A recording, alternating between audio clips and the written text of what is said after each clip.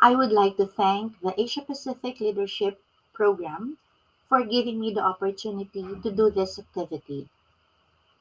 When I applied for the APLP, I thought I already knew my why in applying for the program.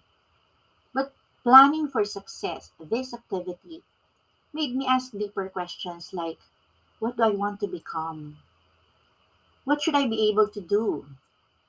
And what impact will I make to the society after this program? Today, I'm going to share this with you and probably inform you that I will be needing each one of you so that I'd be able to find the answers to these questions. I would like to invite you to look at this poster and notice the colors, the symbols, the photos, the images. This is a glimpse of what and who I am and what I want to become after the program. In Great Britain, coat of arms are used to represent a person's or a family's identity. Just by one look at it, people would exactly know to whom the coat of arms belongs to. And I'm using the same coat of arms to introduce who I am. Obviously, I am golden, as represented by the color of the shield, seasoned, so to speak, as shown by the leaves, and more or less deserve a 3 star for surviving parenting challenges, career struggles, and family and social responsibilities. What's in my boat? Where am I right now? My answer to the question, or to these questions, are represented by the bamboo. My life, and when I say my life, it refers to my work, my family, my community. Now, my life at the moment is, as represented by the green color of the bamboo, is characterized by hope. Hopeful for the future, despite all the challenges that I and the world is facing right now. The bamboo falls during a storm, right? But it slowly stands up again when the weather gets better. And that's how I see myself. The bamboo's resilience, being able to bounce back, not only back to its original position, but to an even better, straighter position. This characterizes my greater zeal and passion in doing something, anything, despite difficulties. Well being, and when I say well being, it can be physical, mental, emotional, psychological, or even spiritual. Well being through resilience, mindfulness, the ability to reframe. These are the pressing issues and concerns I am interested about these days. Just like the bamboo, it stands straight beside each other, growing, staying green, and standing up together. These are the people I care about.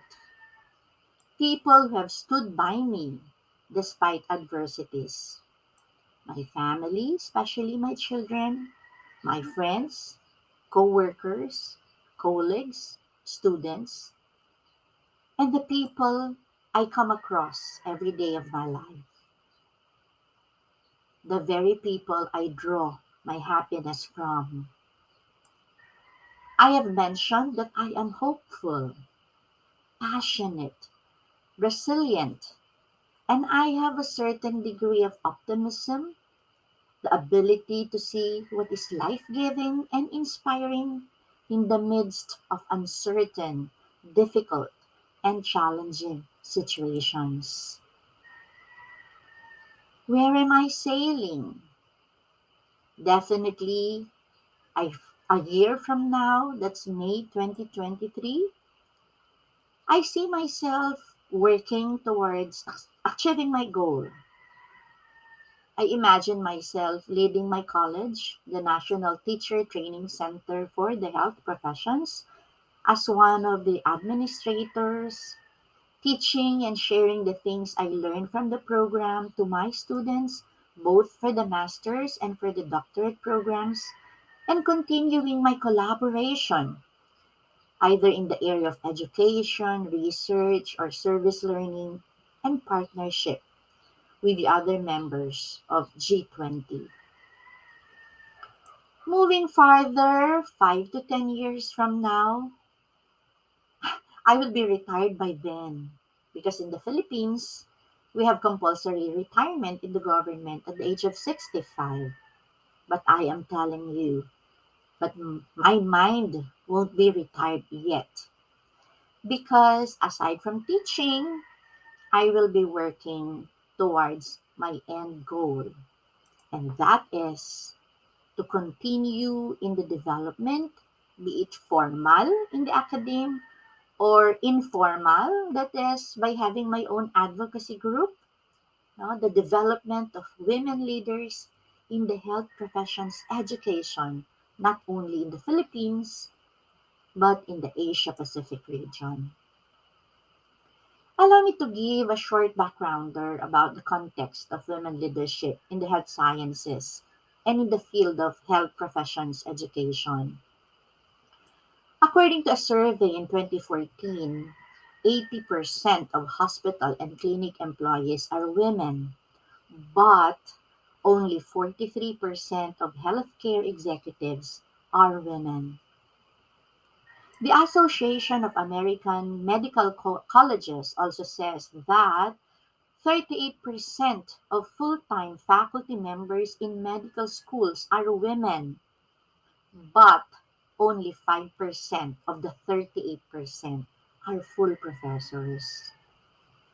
It is observed that women are continuing to make progress in obtaining administrative positions, like in the dean's office, yet the percentage of women in department level and decanal positions remain to be low as compared to men. During the COVID-19 pandemic, most of my students, and majority of them are women, are frontliners. I have seen them cry every time a patient dies, exhausted and frustrated after every intubation. I have seen them grieve and even scared for their own lives and their families' well-being every time they go home to their families after their hospital duties. At the same time, taking care of themselves, their physical and mental well-being. We have seen women health professionals thrive during this crisis. They have proven their competence in juggling hospital or career demands and family duties. Thus, they should be given opportunities to lead, to shine, and be recognized. One of the many ways to realize this is by allowing them to lead in the health professions education institutions so that they can prepare VUCA learners, volatile, uncertain, complex, and ambiguous learners, to prepare future health professionals who will be capable of facing the challenges of the new possible. How will I get from here to there? The people sailing with me are all of you who are listening to me right now, this very moment. The APLP team, our lecturers and speakers, and my co-participants. I will be needing your inputs, critique, encouragement, and inspiration. Surely the little knowledge, attitudes, and skills that I have will be enhanced and nurtured. The fishes in the waters and all the living creatures. These are the group work, the readings, discussions, and sharing that will capacitate me and empower me as I sail towards those bright stars, the completion of my dream. The stars shining brightly will guide and inspire me to go on when there will be tough and seemingly unsurmountable challenges during the program. And these are only possible with my full cooperation, dynamic engagement, and participation in all the learning sessions, and in my openness to accept the inputs and critique of the lecturers and my co participants.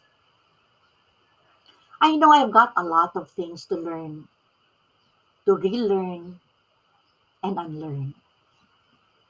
So I need to retool and reskill myself to remain relevant, up to date, and responsive to the needs of the young, the future health professionals and leaders in their own specialties.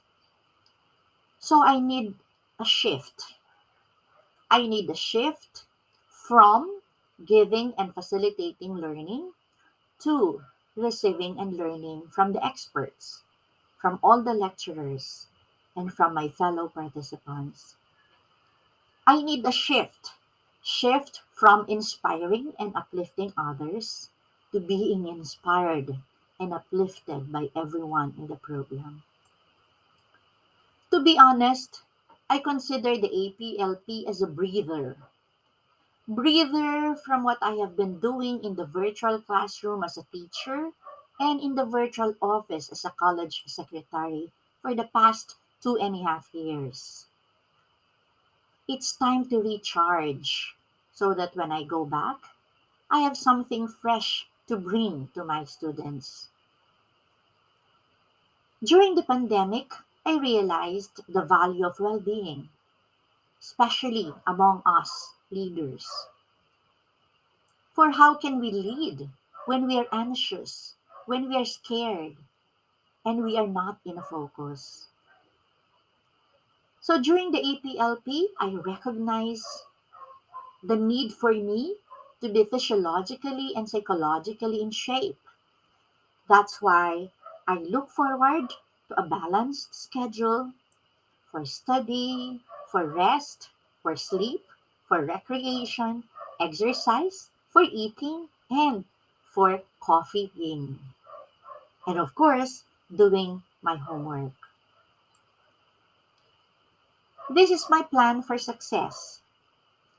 This poster shows where I am now, where I want to be, how will I get from here to there, and my goals. Here's your G20 colleague, Ems, inviting you. Come on, let's sail together towards our destination.